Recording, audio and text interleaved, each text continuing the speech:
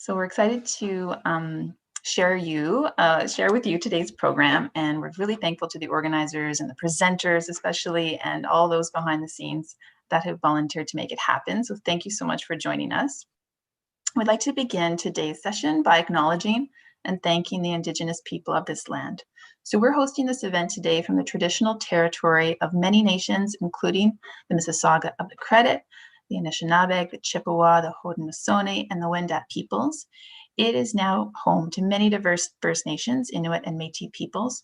We also acknowledge that Toronto is covered by Treaty 13 with the Mississaugas of the Credit. Today, we respectfully share this land acknowledgement as a way to recognize the enduring presence and resilience of Indigenous peoples for time immemorial. We also ask participants to reflect on how we are all accountable to these relationships. So thanks again for joining us. Now let's get the program started. Before I introduce our moderator, Mark Monachino, I wanted to get you, the audience, involved right away with a quick poll. So since we're all on Zoom together, we want to invite you to ask questions in the chat. So we'll be gathering those questions and sharing them with Mark and with Kelly, our vegan chef, so that you can have the most interactive and learning experience as possible.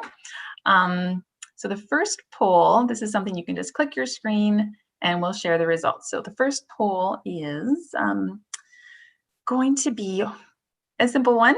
What type of diet do you like to eat right now? So it's really choosing a number on the Vegometer is what we thought would be fun.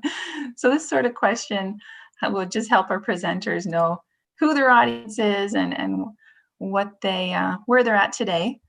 So I sort of I'll reveal my answer. I'm solidly in the middle, a flexitarian, omnivore kind of gal. Yeah, so just click it, hit submit. I've done that myself now. Perfect. Awesome. So let's see, I'm gonna make myself this full screen. I can share the results.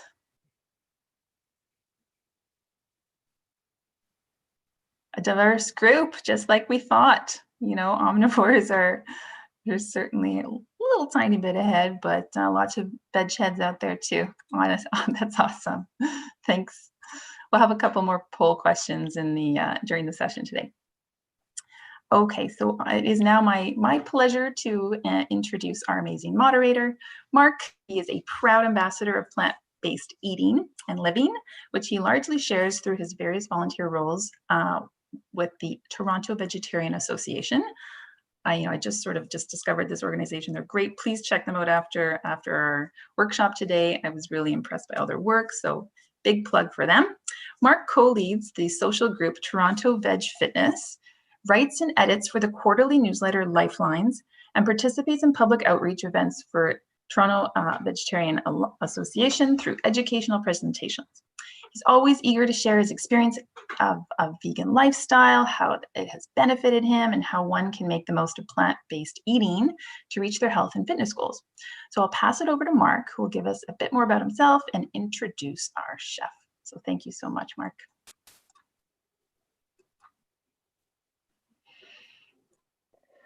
So thank you, Kate, and thanks everyone for joining us this afternoon. So my name is Mark Monachino, and I will be moderating the workshop today. As Kate mentioned, I'm a volunteer with the Toronto Vegetarian Association and have been since 2016. So the Toronto Vegetarian Association, or TVA, is a charitable organization that was founded in 1945.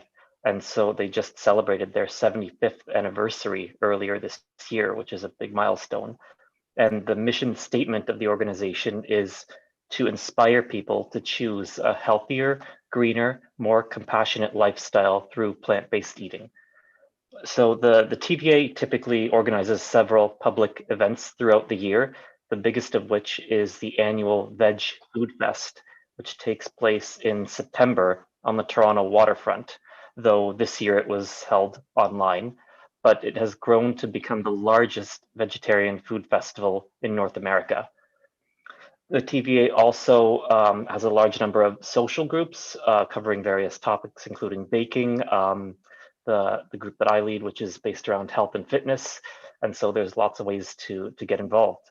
So if you're interested in learning more about the TVA and in supporting them in their mission and vision, I would encourage you to check out their website, veg.ca, and consider becoming a member. So to tell you a little bit more about myself, well, Kate already gave a great run through of my various volunteer roles within the TVA, but I also have a huge personal interest in vegetarian and vegan science, nutrition, and health, which sort of started 4 years ago when I transitioned to a vegetarian and later vegan lifestyle. And that is what led me to start my volunteer work with the TVA and why I'm here talking about it now. So I would like now to introduce you to the main person who will be leading the event today, and that being Kelly. So the vegan abler is Kelly Kerr. She is a chef, facilitator, and expert on delicious vegan cuisine. She offers cooking, shopping, and coaching services for anyone interested in trying out a plant-based lifestyle. Kelly also provides vegan catering for your special event, or if you just don't feel like cooking. So with that, I will pass it over to Kelly to begin her demonstration. Thanks so much, Mark and Kate and everyone else behind the scenes for EcoFair. I'm so very honored to be here today and share my love of all things plant-based with you. So just a little bit about me before we start. I started my vegan journey.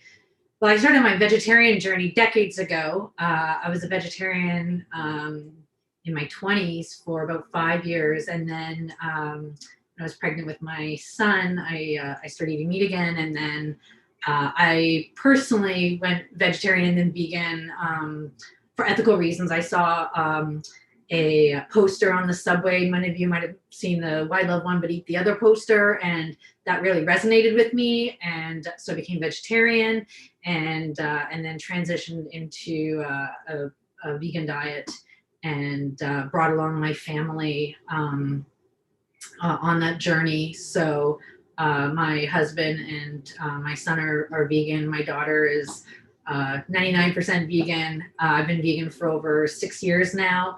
And I didn't really appreciate food until I went vegan. And because I remember going vegan and making that decision to commit to a fully vegan diet and really not knowing what I was going to eat. And I remember saying that I have no idea how I'm going to eat, how I'm going to survive, how I'm going to stay healthy, but I want to eat this way. And so that took me on my food journey. And which led me to going to George Brown and taking the vegetarian culinary arts program there, and that's when I started my company, the Vegan Abler. So my main goal is to help anyone who's interested in wanting to eat more plant-based in any way that I am able to, whether it be teaching how to cook, how to shop on a dime, whatever might hold you back from eating more plant-based. My goal is to support you in that journey. So today we're going to be making a vegan quiche, a vegetable quiche. And I chose this one because this is actually a recipe that I make a lot when I do pop-ups, or if I'm selling at markets, or just when I open up my menu for people to order. So it's sort of a favorite amongst the community. And I thought that this would be a really good one because it's also it's a comfort food recipe as well. So I thought it'd be perfect for the fall, and it's sophisticated. So it's actually quite easy to make, but the end result looks quite sophisticated. So it's always very impressive. So I thought it'd be a really nice, impressive recipe to teach without it being overly difficult. So So let's get started. First thing we're going to do is we're going to make our pie crust. And I know a lot of people, including my mom. My mom actually can't, she always is in shock whenever I make anything with pie crust, because she's not vegan, but she loves baking, but she won't do pie crust. And people have this, you know, thing in their head that pie crusts are really difficult to make, and they're actually not. The key to a good pie crust is to have everything very, very cold. And so what I have done is I have a metal bowl and my pie cutter, and I put it in the freezer until I am ready to make my pie crust. And what you could and then your water needs to be cold as well. And what you could do is put ice cubes in it, and you can even put ice cubes as you're doing this to keep the dough cold as well. And then you could just take the ice cubes out before you wrap up your dough to set for a while. So for the pie crust, what you need is 1.5 cups of all-purpose flour and a teaspoon of salt. So I just got my,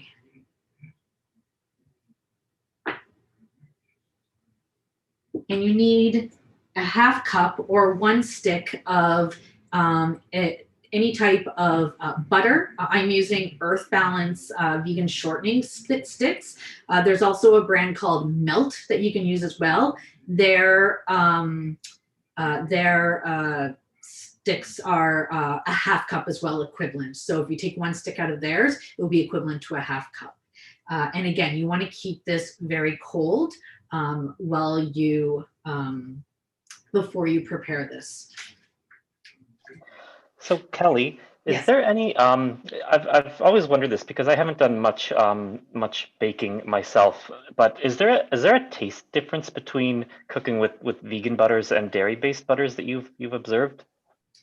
For me personally, no. Now, I have made this with other types of butters, and my preference is the Earth Balance vegan shortening.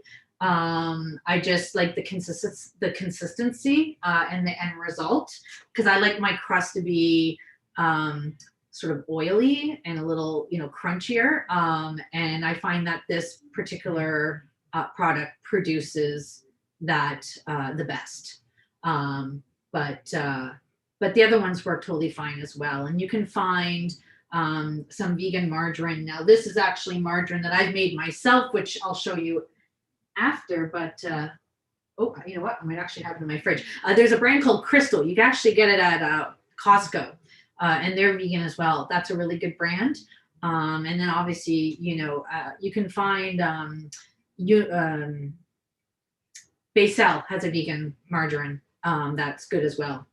So if you can't find the Earth Balance sticks or the Melt sticks, you can find those two products. Actually, the Crystal brand is at Metro as well. So you can find them pretty easily as well as a substitute. Okay, so I got my flour, my salt, and I got my block of shortening in here, and I'm just going to start cutting it with my pastry cutter. And the key here is to get your pieces to sort of a pea size. You just want to incorporate it so the flour, the flour has a little bit of the butter everywhere, so it will be spread out. So I'm just cutting it, and I'm just taking it off the pastry cutter as I do it, because mine's a bit soft because I had it out. I didn't take it right out of my fridge before we started. And you just cut it into your flour. So you start cutting it until you get those sort of pea-sized pieces.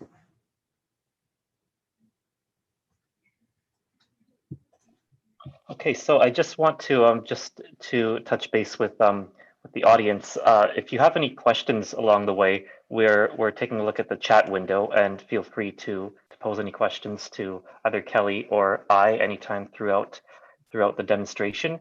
And I also think now might be a good time to bring up our second poll question to see, why many people are deciding to join us for this and what they hope to get out of it. So if you could please vote. I think it should have just popped up now, yes.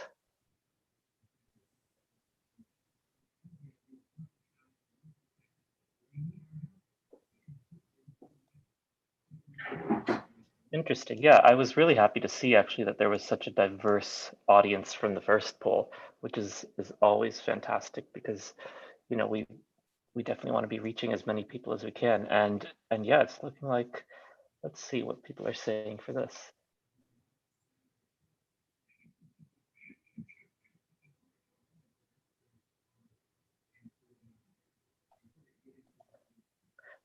So for the very last poll option, I'm not sure if this is just on my screen, but it looks like it's cut off on my screen, but that's basically referring to, living lightly from an environmental perspective. So if you're wondering if anybody else is seeing it cut off as well, perhaps it's yeah, just referring to eating plant-based for environmental reasons.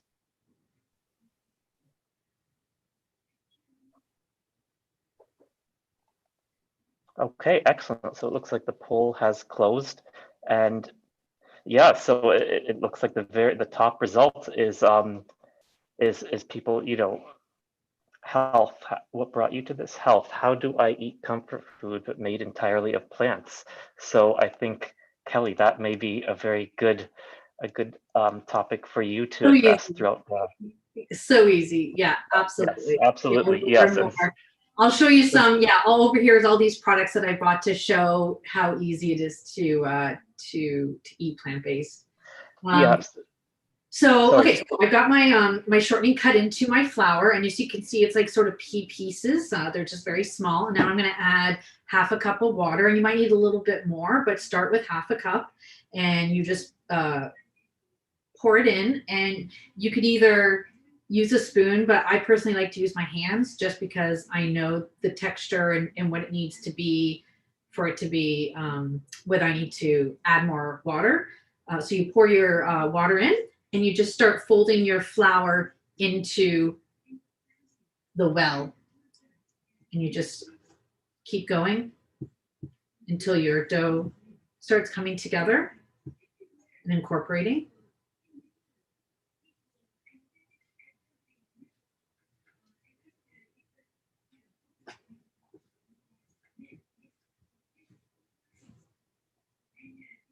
And it's really this easy. After we finish this, we're going to put it in the fridge and just let it stay cold while we prepare our quiche filling. And that's really all it is to it, to make a pie shell. So I've got it fairly incorporated, and as you can see, it's still a little dry. So I'm going to just, you don't want to work it too much because you want to kind of keep those pea-sized pieces in the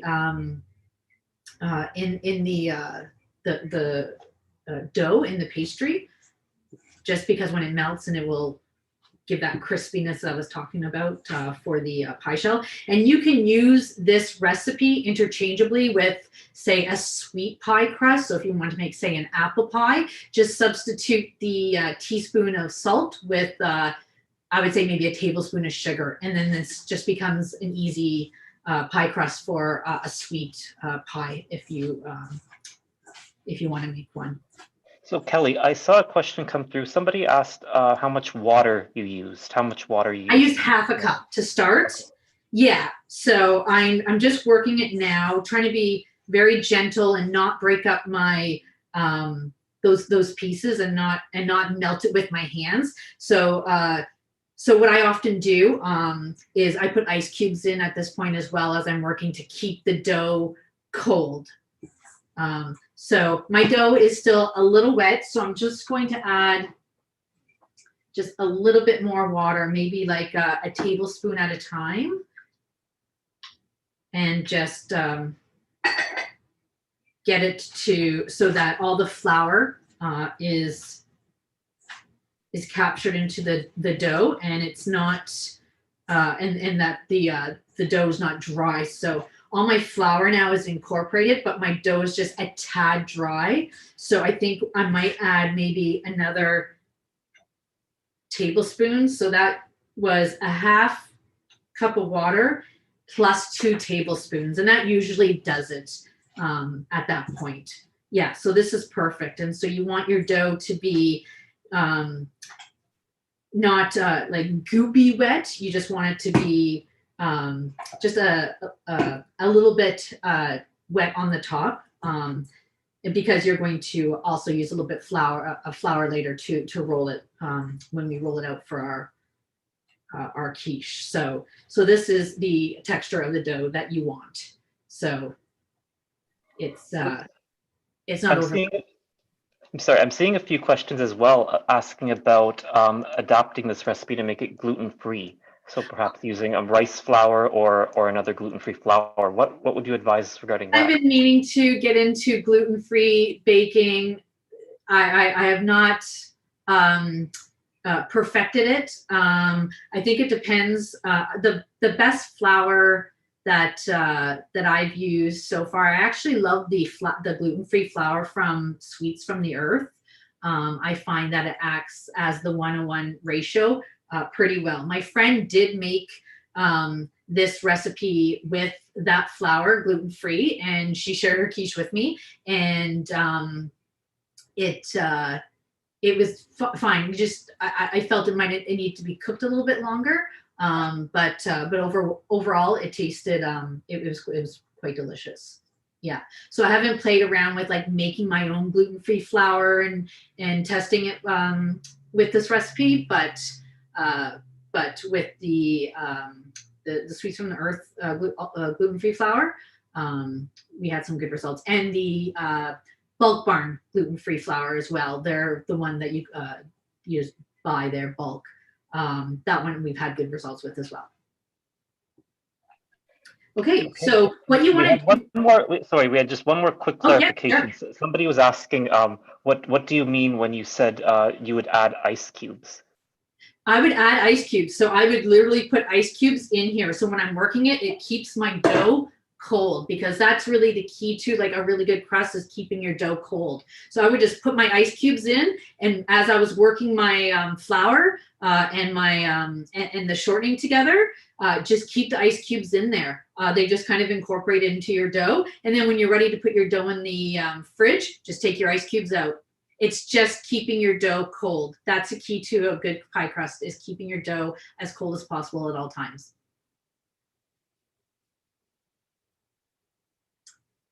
So at this point, what you want to do is you want to wrap it up and put it in the fridge until you're ready to roll out your the dough for your quiche. So an eco-friendly option is if you have one of those, either a beeswax or a vegan wax, the plastic wraps alternatives. You could just put it over it. You can leave it unwrapped if you don't want to use anything, to contribute to landfill or whatnot. Your top, it might just get a little bit dry, but you can, it will be fine. Once you roll it out, it will be fine. Or you could put you could put a towel over it, or if you want, you can use plastic as well. So you just wrap it up and you put it in the fridge. And then, well, actually I've got one ready, but we'll do that when we're ready to roll out the crust. So right now what we're going to do is we're going to start cooking our vegetables for our pie crust. Sorry, I've not used this often.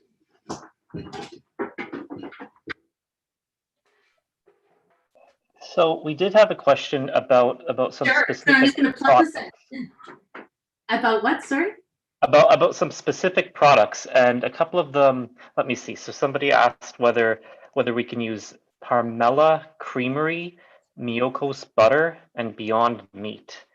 So I'm familiar with Miyoko's and Beyond Meat. Pamela Creamery, is that another brand of vegan butter? Do you happen to know, Kelly? I've never used them. I've never even seen them actually. Miyoko's butter should be fine. Yeah, I actually have some in the fridge I bought at, there's a wonderful store called grocery outlet. It used to be called Almost Perfect, and they have discounted food, and they have a ton of vegan food. And I got some Miyoko butter super cheap there. So I've been meaning to use it to try this out. So, but I think that would work well. Yeah. Okay, I'm just gonna let my burner warm up. And as I do that, we're going to cut the vegetables. Okay, so we have one pepper, one red pepper, one green pepper, one onion, and then between 6 and 8 mushrooms. And I used the Eaves breakfast sausages. We'll use half a pack of this. If you don't want any type of plant-based meat in your quiche, if you want to make it like more healthier with some vegetables, you could just add some more mushrooms to give it, sort of a more meatier sort of taste to it. But I'm going to use these for today because I use this a lot. So we're going to, so first thing we're going to do is just cut our peppers. And let me just get a bowl. And how you like to cut your peppers and the size of your vegetables is really dependent on what your preference is. Normally when I do this, I actually put everything into a food processor and pulse it into really small pieces. But it really depends just on your preference. So today I'm just going to do sort of about a pinky size, half my pinky size pieces. So Kelly, we've received 2 questions that are related to protein intake. One question asking, how can we keep protein intake sufficient with vegetarian and vegan cooking? And someone else who is saying that, back when they were vegetarian, they relied on cottage cheese as a primary protein source, and they're a little bit unsure about how they might feel, satisfied while eating fully vegan, I think from a protein perspective. So sure. Do you have any tips from that? Sure. Well, you get protein in any food. Every food has protein. So really depends, I guess, on,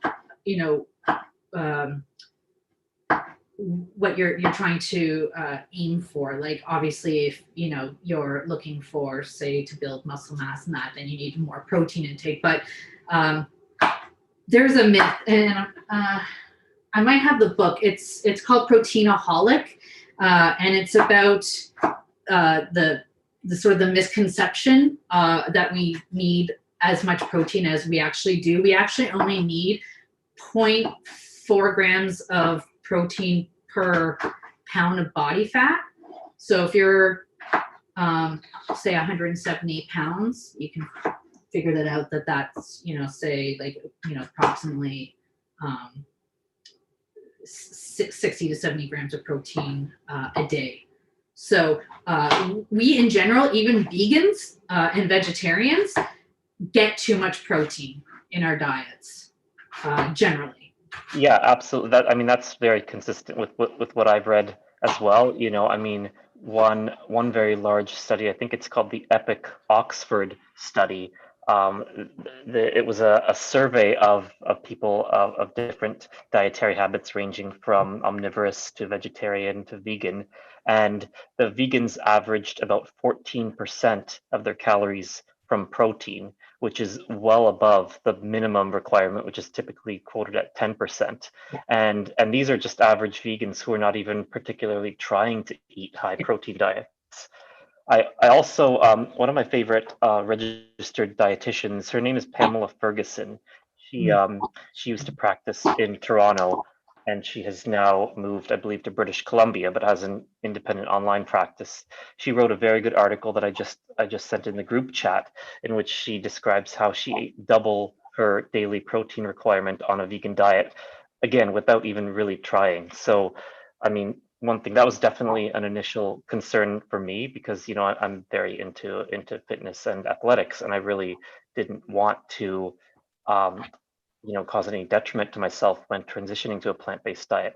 But the more that I learned about it, the more that I realized it's really just it's a non-issue for everybody in the Western world, provided that they're eating enough food. And so Yeah. it took a while to convince myself of that, but yeah, the more I learned about it, the more that I realized that that's just not something that people really need to be concerned about. Now, if it's a matter of, you know, not feeling satisfied on a plant-based diet, that is probably, I think that tends to be more along the lines of not eating enough total calories, perhaps, because most plant-based foods tend to have less calories than a similar portion size of animal products. And so it's just a matter of making sure somebody is eating enough food to satisfy themselves.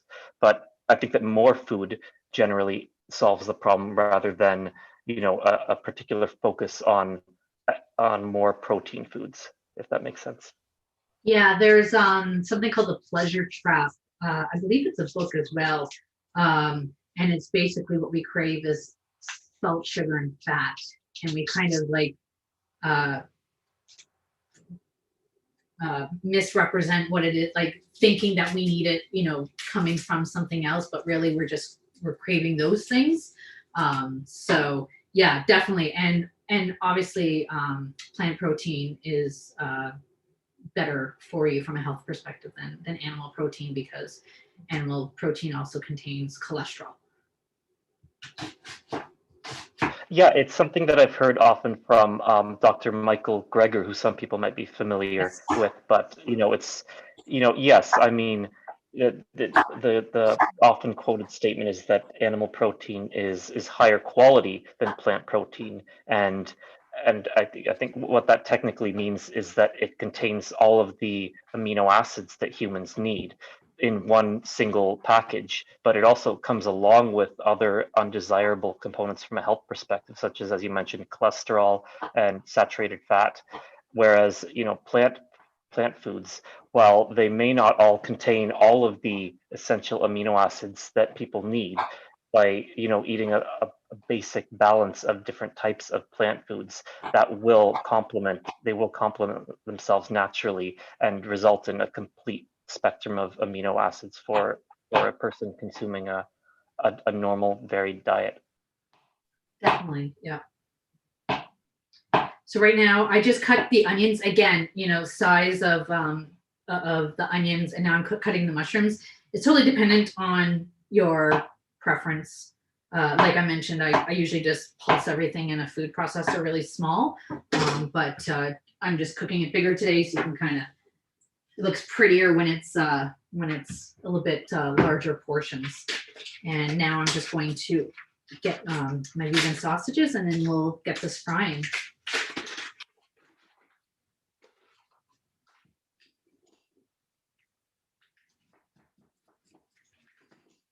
So the pack comes in 8, and I'm just going to use, I'll just use half of the pack today, because we've got quite a lot of vegetables. It's going to make the filling really hearty and make the vegetables the main part of the meal, rather than the tofu from the quiche.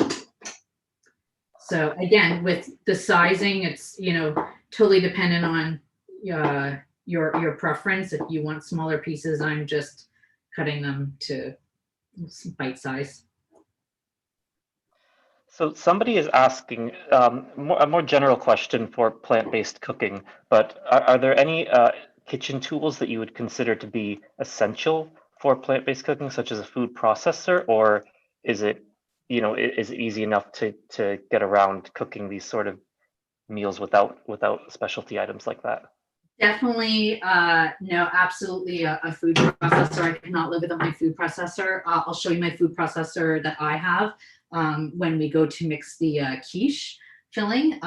But yeah, if you don't have one, an eco-friendly alternative is I have this little small one that I crank, and I and I chop that way. So if I have a small number, if I don't have like a lot of vegetables to cut up, I'll use that as well. That's very handy. Sorry, I should have got it out to show you. But it's like 20 bucks, I think, at Canadian Tire. Like, they're very inexpensive. So definitely my food processor. I don't own a Vitamix, and I wish I did. That's one of the high end blenders, as well as can't remember the other brand. I own a Ninja, and I find that the Ninja is fine. Actually, I have a Ninja, and then I have one from Sears that was kind of in between the Ninja price and the Vitamix price, and it's done well for me. So definitely a blender as well, because I make a lot of smoothies. Also, I would say, what else is essential for me? That's probably it. Yeah, I think that's probably it. Like, everything else is pretty generic that I use. Yeah, those are probably my two main ones that I can't live without. And my pastry cutter, obviously. Okay, so I'm just going to fry up everything now. So I have everything. I'm going to cook this with water just to avoid oil. I fry a lot of my vegetables with water. It just eliminates some unnecessary fat if you don't need it. So I'm going to get that going, and I'm just going to add a little bit of water to it. So we had a question from somebody who is, wondering in general for plant-based eating, how do you make sure that you don't eat too many carbs? And so I know it's a bit of a general question, but what would you say to that, Kelly? I'm guilty of it. Especially working from home. I have to be very mindful that when I got up in the morning, that I take the time to eat healthy, and that I don't just reach for a bagel, or toast and peanut butter or something like that. If I do eat carbs, obviously I try to eat whole grain, and I try to Era laurea de filosofía, load sí. up on what I put on it. So if I do have a breakfast sandwich, it's usually avocado with lettuce and tomato, lots of seeds. Hence, I put on every hemp seeds, chia seeds, sesame seeds, so you get your complete omegas. And then obviously I sprinkle nutritional yeast on everything, because it's a really great vitamin B12 supplement. So that's one vitamin that not just vegetarians and vegans actually are often deficient in, but even people who eat meat are often deficient in vitamin B12. So nutritional yeast is a really good way to get your dose. Just like a tablespoon of nutritional yeast is 200 grams of 200% of your recommended vitamin B needs for the day.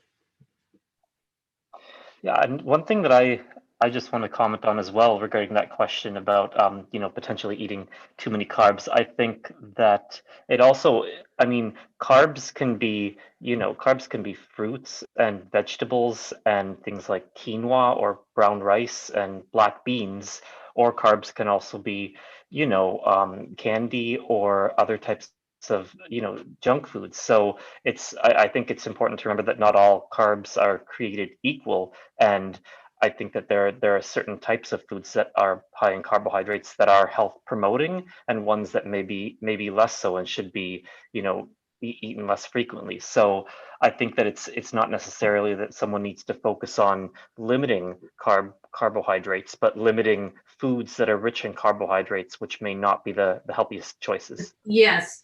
Yeah. And so my son, he is in university, and he came back to live with us. He was in residence, And then when COVID happened and they locked the residents down, we brought him home with us, and he's really the reasons why I don't eat like the better carbs, because he's very, very picky. And if I on his designated food days, as you can see behind me, we have a weekly menu, and then we just assign ourselves to a day. And it doesn't matter even if we discuss it and we choose a different meal on his day, he tends to make his one meal that he likes, that he kind of lived off in residence. And it's always like a white rice dish with some type of veggie meat and a dumpling and something like that. So and yeah, so he's very, very picky. So yeah, I've kind of gotten, we were eating quite better from a health perspective until he came back from COVID, and then we kind of got into eating more of the more unhealthy ones. But yes, definitely quinoa is delicious, and yeah, and I'm trying to get away from rice now. So even if he makes it, I'll just eat the vegetables and try to limit it. So I don't know if you can see, also I have a pretty good non-stick pan as well, but even frying with water, like, you know, it's not sticking. It's not making the vegetables wet or, you know, soft or anything like that. So I definitely suggest trying to water fry your foods. Just, you know, if you're looking to, especially if you're trying to eat more plant-based, but you are trying to eat like very healthy as well. So we received a question. It's a very specific question about soy, and yeah, it asks about you know, how, whether or how we need to decrease soy intake if there's a history of the BRCA gene mutation in the immediate family. So yeah, Kelly, I'm not sure if you've ever heard of that before, if you're familiar with that at all. No, I do know that's people have issues eating soy, but I don't really have a lot of knowledge in it, unfortunately. Yeah. I mean, I did a quick search and I did find a great video discussing that on the nutritionfacts.org website run by Michael Greger. So I will send that to the group chat. But yeah, I mean, from what I was reading when I just took a quick look at it now, it seems to suggest that, you know, actually, I mean, mutations in the BRCA gene may impact risks of different types of cancers, but actually soy seems to pretty consistently help turn on the protective variety of the BRCA gene. So it doesn't look like soy would need to be limited at all, even for somebody with a BRCA gene mutation. But yeah, I would take a look at that video because yeah, Dr. Michael Greger goes into detail in the research regarding that. And if you have, and one thing that and I have not tried this, but this might be something if you're feeling adventurous and you do have a soy allergy, you could try making this with chickpea flour mix. I know a lot of quiches or sort of tarts and that are made with chickpea flour. So you can do the same thing and just try using chickpea flour. And it's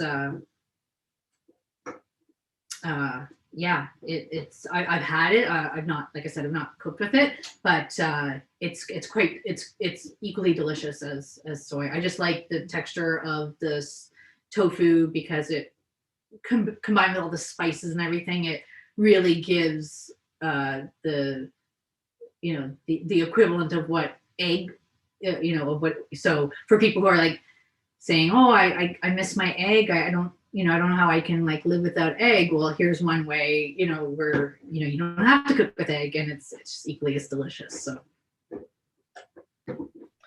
Okay, so we had some people asking regarding what are the proteins that are used in the quiche? ideally, if you could mention the brands as well, if possible. Yes. And Yep. I'm So, sorry, yes.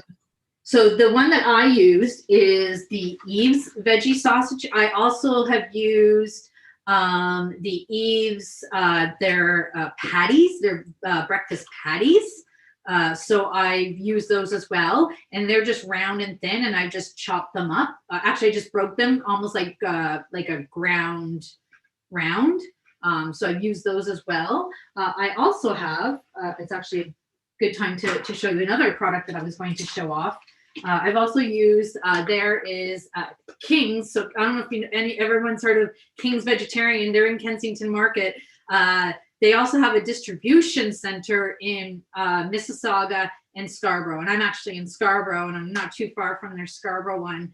And they have amazing products, and they're very knowledgeable. They'll tell you which ones are vegetarian and which ones are vegan, and they have a bacon that is delicious. So I've actually used this as well in my quiches. But what's great about this particular base that I'll show you is it could be you can literally put anything you want in this quiche. That's what's so great. I'm doing just, a general onions, mushroom, pepper one. You can make a pesto sauce and add it to it. You could do an asparagus and veggie ham. You can really be as creative as you want with it. I've done one with like tomatoes and olives. So there's like tons of options of what you want to fill your quiche with. For this one, yeah, I'm just doing a basic one, and I'll show you the cheese that we'll use after. I could definitely vouch for the taste and quality of King's vegetarian food products. I mean, both their restaurant is fantastic. I've been there several times, but also their yeah, as you mentioned, their food distribution products, the bacon. I've also had their drumsticks as well. I think they call them soy drumsticks is Yes. what they label them on the package, and they're delicious. They do a great job with those. So I would definitely recommend on their website. I think they list all the stores in the GTA that carry their products. So I would definitely recommend checking those out. Yeah. No, they are wonderful. So I'm just going to take this off. These are quite ready, but I've got one I'll show you that I have ready. I just put it on my stove just for time. But you just want to fry it until everything is sort of al dente, because remember, you're also going to put this in your in the oven, so the vegetables will cook further. So I'm just going to, sorry, I should have brought it with me. I'm just going to grab them quickly.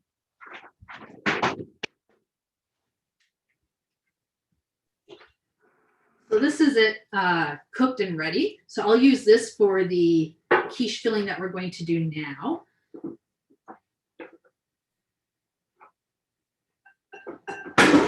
Okay, so here, this is the processor that I have that I love and I vouch for. It's the Breville Sous Chef. This one's the XL extra large shoot. But obviously you don't need it, but this one is my absolute favorite. This is when I was taking the courses at George Brown, they had the Robo Coupe, which is obviously the top of the line, but those are very, very expensive. So I found this one to be a good, the best one from a price perspective, and then from a performance perspective as well, because I work this out a lot between my quiche and I also do vegan cheese with it. So I give it a really good workout, and the motor is it's very strong. It's really, really good. And you can get it can go nonstop depending on how much you fill it up for, 12-15 minutes before it kind of kicks in and needs a break. So this one is my personal favorite, and it's about $300. So, okay, so we're going to do the quiche filling now. So I don't have I'm not brand loyal to any type of tofu. What I like to sometimes do is put in an extra firm tofu with the softer tofu and give it a more crumbly texture. I grabbed the Sunrise medium firm, which is, I know what I put in the recipe, because it's kind of a good middle ground. And I drain the water from the pack, but you don't need to press your tofu. And this one I find is really good, and it kind of creams really well. So you need, actually, you know what we're going to do first? We're going to do the spices, because I like putting the spices at the bottom. So the spices for your base is 2 teaspoons of turmeric powder, 1 teaspoon of pepper, a tablespoon of garlic powder, and then 1 tablespoon of kalonamic. And what kalonamic is also called Himalayan black salt. And it's from the Himalayas, primarily used in South Asian cuisine. And it's not black at all, it's actually pink. So I'm not sure if anyone's cooking along with me, maybe they had trouble finding it, but this is what it looks like. It's pink, and you can find this at, I live in a primarily Middle Eastern neighborhood. So I've got a store at the end of my street that sells it for like 99 cents. So I'm really lucky that I can find it really cheap. Kensington Market has a House of Spice, I believe it's called, and I know they sell it there too. You can order it online. And I'm not really sure where else in Toronto to get it, but it's not that difficult. Obviously it's easier to find online. And what it is it's gives it a very, it's a sulfuric soap, salt. So it gives it a really, it's pungent. So it gives it that, it's people describe it as smelling like eggs. So this is what gives the tofu the egg smell. And yeah, so we need 2 tablespoons of these. So I just put everything together, and you can adjust these just based on your own personal tastes, and what maybe you don't like pepper, or maybe you want to throw in some dried parsley leaves or basil or something like that. Like, again, this base is so great because you can just adjust it to whatever herbs and spices that you like. And the turmeric is there primarily, well, obviously turmeric is very healthy as well, but it's there also as well for to give it a more sort of eggy color as well. So I put all my spices in, and now I'll put the tofu in. So just to follow up, we've been getting a couple of questions about the ingredients in the quiche and the recipe, but we will be sending it out to everybody in a follow-up email following this. So if you missed something, if you missed an ingredient or something, you'll be able to get the written recipe following this. So no worries about that. Definitely, yes. And if I said any ingredient that you're not able to find, feel free to reach out to me on my Facebook page, The Vegan Enabler, and I'm happy to give you a link, or try to research it for you and help you find it. So we got one question which actually made me laugh when I first read it. Someone asked, what is there to like about tofu? Yeah, and honestly, I mean, what I would say to that is it's all about how it's prepared. Yeah, because I would say if you take it right out of the package and just heat it up using, I put it in a pan and heat it up, or microwave it or something, it may not have a texture and a taste that you might find appealing. But there are so many different ways to prepare it, especially if it's pressed first to clear out all the water from it, and then it can be baked, and then I think usually lightly fried after that in order to give it a really crispy coating. That's something that a lot of people find a really appealing texture. So there's many different ways to prepare it, and that is key, in my opinion, to making it taste good. I'm not sure if you have anything else to add, Kelly. Yeah, I mean, I'm picky about tofu as well. I really don't like those sort of puffy tofus that you can find in like an Asian store that's kind of deep fried, but they're puffy, or you might find them at like an Asian restaurant. I don't really like super soft tofu either, that's kind of cut in put into, you know, a meal. But you're absolutely right, Mark. It's totally dependent on how you cook it. I love getting extra firm tofu and just breading it with some flour, garlic powder, and just dipping it in and frying it with some tamari. Like, that's one of my favorite meals, you know. So it definitely is a I guess, you know, I don't want to say it's a love it or hate it, but it's, you know, hate it or tolerate it. I mean, some people do love it, but in this case, I think, like, if you do attempt to cook this, or if you're cooking along right now, I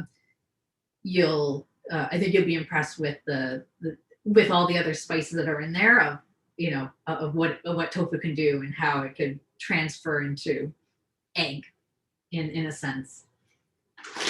So I know in the recipe I said a third cup of nutritional yeast, but I love nutritional yeast, so I always put more. And I'm really bad at following recipes. I love to do my own adaptations of recipes. So nutritional yeast is, so it's not like the yeast that you use for cooking. It's formed off of, Mark, I don't know if you know offhand, it's formed off of I believe it's fungi, and then it's dried. But anyway, it's like a flake, and it's got like a cheesy taste to it. So a lot of vegan cooking, you'll see nutritional yeast as a substitute for cheese to give it that cheesy flavor. So it's kind of a nutty might not be a bad word, for lack of a better word, sort of a nutty, cheesy taste. And so because I like having a very cheesy quiche, I'm going to put in a little bit more than a third. So I'm going to put in not quite a half cup. And you're just going to sprinkle it in.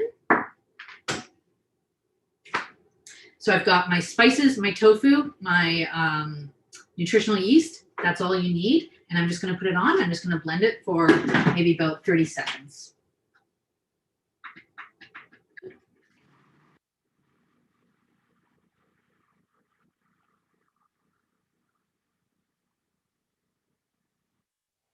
You just want to incorporate the spices and nutritional yeast. The texture is totally up to you, and you know, sort of the texture that you want. You can make it really creamy.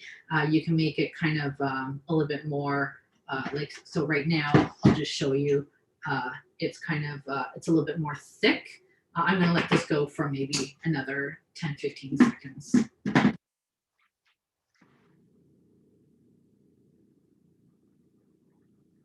So Kelly, Yes. we got a question.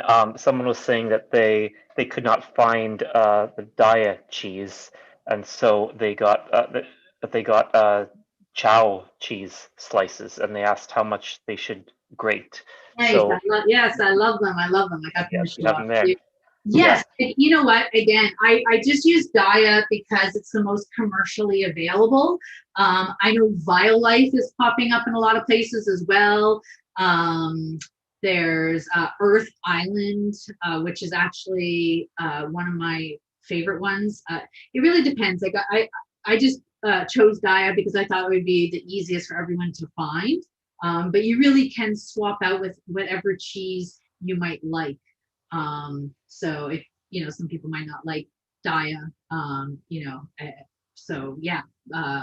So for that, I would say, so I'm going to use a whole brick. So I would say it would be the equivalent. So if you bought the chow slices, it would probably be the full brick of chow slices, because it's pretty comparable. And you're going to probably want to sprinkle some on top as well. So I would shred the whole brick. Okay, so I'm going to leave it at the texture that it is. And now I'm going to just fold everything together. So we got a question. It's a pretty broad question, and it's asking how can vegans ensure that they are getting sufficient vitamin B12, iron, and omega-3 fatty acids? This person says those have always been a challenge for them. So Sure. Yes. So what most people maybe don't know is that the animals that they're eating, their food is often, or I mean, probably for, especially if you're not eating, say, grass fed animals, their food is being supplemented with vitamins as well. That's why I was saying, like, most people actually have deficiencies. For me, like I said, I use nutritional yeast because it's an easy source. Obviously, fortified non-dairy milks have B12, there's I also have a spray. There's vegan sprays, and I just bought them. I love shopping on well.ca, so so that's where I bought mine. And you could just spray it in your mouth, or you can buy strips. You can buy you could probably buy pill. I try not to buy pills because I'm not very good at that, swallowing them, but you can buy vegan vegan B12 supplements and take them once a day, and you should be fine. Obviously, you can get a shot as well with your doctor if your doctor offers that. I don't get that, but you could do that as well. Yeah, so I'll quickly address that as well, at least from my perspective, because so vitamin B12. So I do take a supplement for that. It is a chewable pill actually that I take twice per week, and I do eat some fortified foods such as plant-based milks and nutritional yeast, but I find that when I was looking at the dosages, it is important if someone is relying on those fortified foods to have them consistently on a daily basis, 2 to 3 times per day. And to me, it's just simpler to take a supplement twice per week and then not have to worry about it. And with vitamin B12 as well, it is because it's a water soluble vitamin, it's one that the body is able to very easily excrete. So there's very little to no risk of getting too much because it's very easy for the body to clear that out. This person also asked about iron, and so iron, yeah, it's some people may have heard that iron is more difficult to get on a plant-based diet. It's the iron found in plant foods is called non-heme iron, whereas animal food derived iron is heme iron, and they're absorbed a little bit differently. Heme iron is absorbed typically more readily by the body, whereas non-heme iron, it can vary depending on several different factors. So that's why there can be more variability in how well people absorb iron from plant foods. So it's usually advised that they consume more iron for that reason. But very typical plant foods such as legumes, including lentils, chickpeas, various beans, tofu, certain nuts and seeds like cashews, chia seeds, hemp seeds, pumpkin seeds. Those are all very rich sources of iron.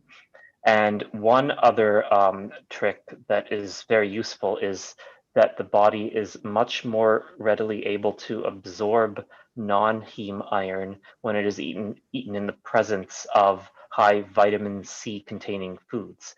And so, vitamin C obviously is very rich in many fruits such as strawberries. And so that's a really good way to boost absorption of iron from the foods that you are eating if they're plant-based foods. That is to include a food that is rich in vitamin C with the same meal. Definitely, yes. And I believe you had mentioned the omegas. That's right. Yeah. So the thing about omegas is it's just about making sure that you're getting enough over the course of your day to get your full. You don't need to take them all in one meal. It's about, as long as you get all the different types of your omegas throughout the course of the day. It's not a complete omega, but all 3 of the different types, like chia or flax or hemp, if you get those omegas together, then it becomes like a complete form that's for your body. So that's Yeah, and when it comes to omega-3 fatty acids, it's something that I I've spent a lot of time learning about, because I was interested.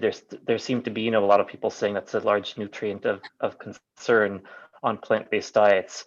But it's really very hypothetical at this point, in that, there's a lot of disagreement, and usually, I think the most reputable experts in the plant-based field typically may recommend taking a supplement as a sort of an insurance policy, but there's no real evidence, it seems, according to the consensus of research, that vegans are deficient in omega-3 fatty acids, because there are other confounding factors. And so, in the end, I think it comes back to just having an overall balanced diet, with most foods being less processed, and omega-3, and yeah, supplementing if somebody reads about it and feels that they would feel safer taking an omega-3 supplement, then that's definitely that can be a good idea, but it's certainly not agreed upon as being a requirement in order to follow a healthy plant-based diet. Yeah, yeah. Like I mentioned earlier, I throw seeds on everything that I eat. I just, to make sure I get that in my diet for sure. Okay, so I just mixed the vegetables with the quiche filling, and now I'm just grating my cheese. So I am going to grate the whole block of cheese, and then I'll put about 3/4 in the mix. And as you can see, if you're cooking along and you're using the diet, like it shreds just like a brick of dairy cheese. So that's another reason why I chose this one for the recipe, just to show, like,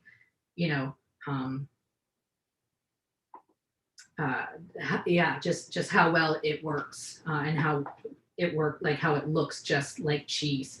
So you can see it's shredded just like cheese. So I'm going to do about 3/4 in my mix, in my filling, and I'm just going to fold it in. So somebody asked the question, is that food processor really that quiet? And that was something that I noticed as well. I think you must have gone on mute, or somebody muted you, Kelly, when the food processor turned on, because we didn't hear it at all. It sounded okay. It's not a bad one. Yeah. I'm trying to think of the one that I owned before and comparing it. I've owned this for so long. Wish I could compare. But I definitely think it's definitely not annoyingly loud. Okay, so I just folded in the cheese into my filling, and I'm just going to put this cheese off to put on top. And now we are going to roll out our pastry dough. So what you would do at this point, if you were if you're cooking along and you put your dough in the fridge, is you're going to pull it out now. And I'm just going to get my I use my cutting board, just because it's nice and big, and I'm just going to lightly dust it with some flour, and then you'll just take out your dough out of the fridge. I did use plastic, but I will reuse this plastic so that it doesn't go to waste. And what I like to do is just kind of, because it will be a little wet, just roll it around in the flour, and then I'll also lightly dust my my rolling pin. And this is actually my favorite rolling pin. I used to use just a regular rolling pin with the sticks, and then I needed a new one because it broke, and people swear by this shape of rolling pin, and so I bought one, and I really, really love it. And you just want to start rolling out your dough into a circle. And I am not the best at that, but I'm going to do my best.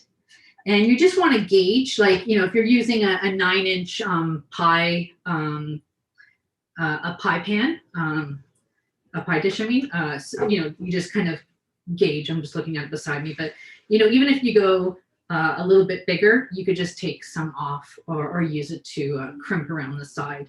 But this one does yield. This recipe yields 1 pie crust, and I never have to. I always use it all. I never have excess crust. So I'm just trying to get it into as much of a circle as possible. And I'm just trying to gauge how thin to go, just so that when you know it's ready. I mean, if you think about a pie, you don't want the crust to be too thin. You know, it would probably be like an eighth of an inch, or maybe a little bit thinner than that. So, so I think we're probably almost at our desired thinness. Just gonna roll that out a little bit there. So we had a question. Someone was asking whether we can use whole wheat flour instead of regular flour for the pie crust. I've never worked with it, so I'm not sure. I don't know how it will interact with the butter, but I say, like, I just love I know I love experimenting, so I would say just try it out, and the worst that happens is it doesn't work out, right? You know, but yeah, but I would say I can't see why not. I just don't know how it interacts with the butter. So, you know, you might need to adjust maybe water or something, just, you know, so that you get the same sort of consistency to the crust. Okay, so as you can see, it fits, and I'm just going to start crimping the edges. Somebody had asked where can one find that French rolling pin that you used, Kelly? I do try to avoid Amazon, but it was the only place where I could find it, so I did buy it on Amazon. But I was in I wish I could, I can't remember the name of the store, but it's in Kensington Market. It's on Augustus, and it's a giant, like a special, like it's a grocery store, like a specialty store, and they have some really beautiful rolling pins that I believe are this shape. They're at the back near where the baking stuff is. So you can pick one up locally, especially if you don't necessarily like to buy online, or if you avoid Amazon, which I know lots of people do. So, but that is where I bought mine, just for my immediate need that I needed it at the time. Okay, so I've got it, as you can see. I crimped it, and now I'm just going to, where is my filling? I'm just going to put in my filling.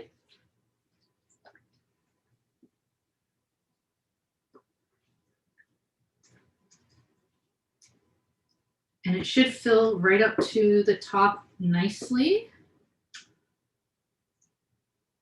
And then you just want to spread it around just to make it nice and smooth, and then and even throughout the pie. So you can see it fills up perfectly. It's spread nicely. And I'm just going to top with some leftover cheese.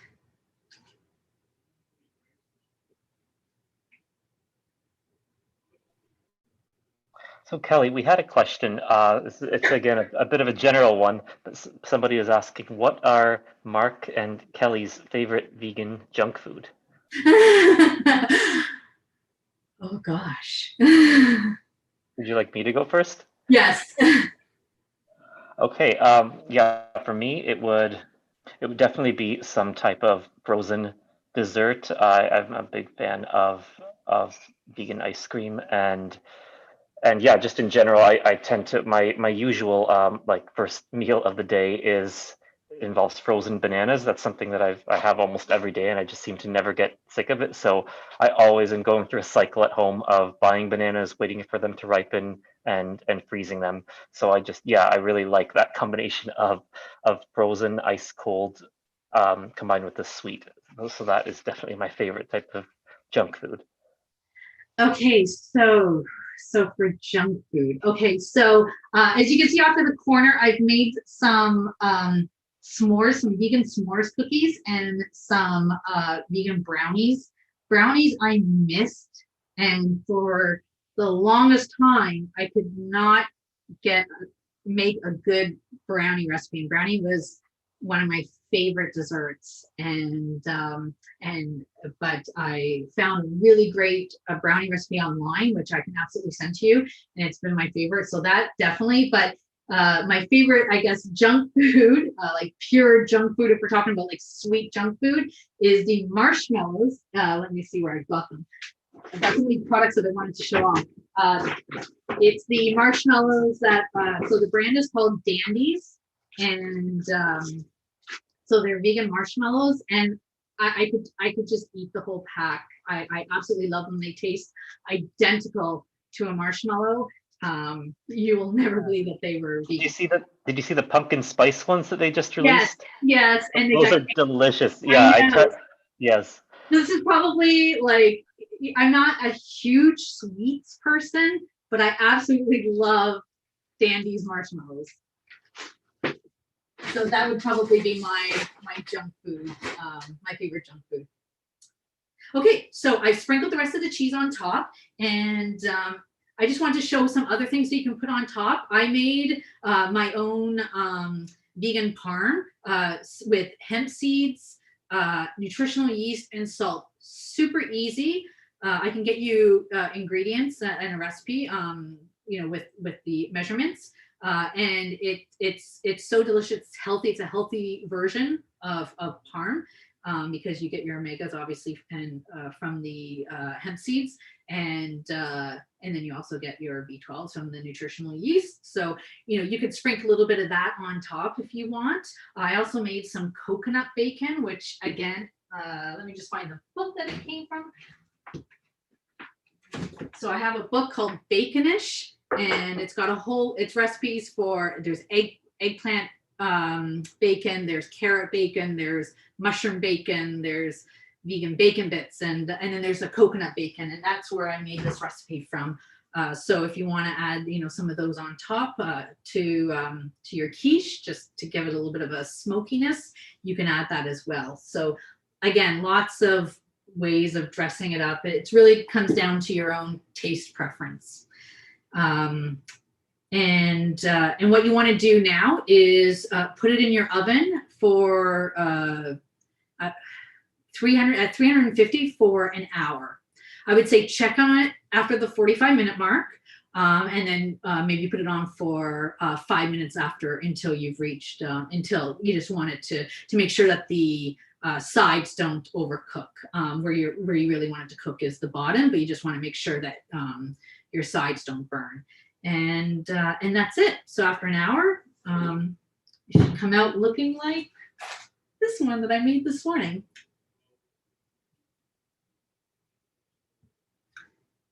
And that's how you make a vegan quiche.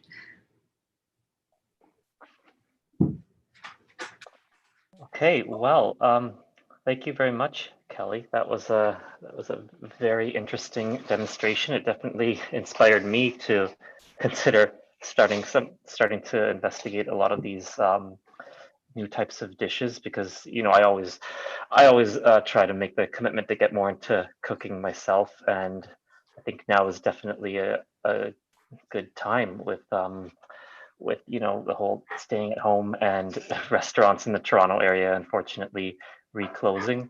But yeah, so thank you very much. I will now pass it back to Kate for a closing statement and information on the remainder of the Eco Fair event.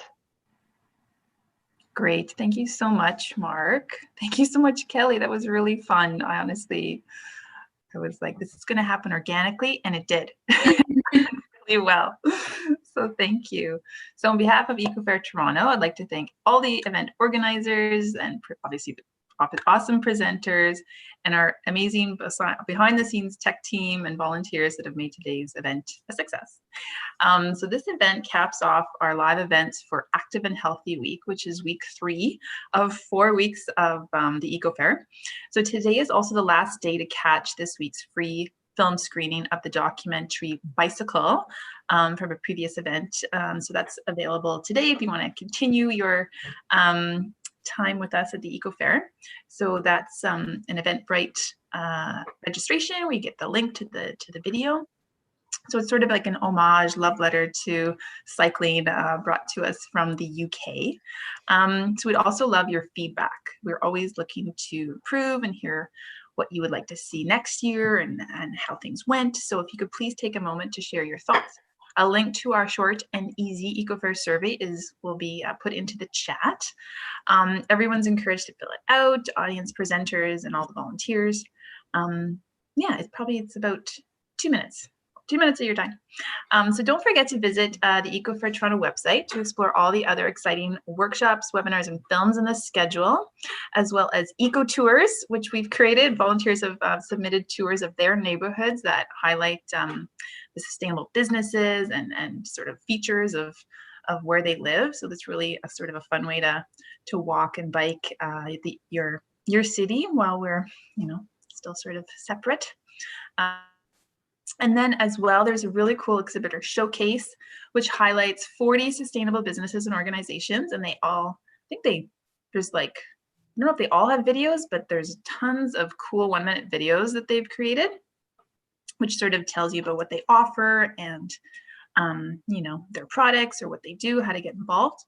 There's also family-friendly climate pledges and eco-fun and games for kids online. So it's pretty chock full website. If you could check it out, it's ecofairtoronto.org. So we hope you enjoyed this event and that you'll be back for more.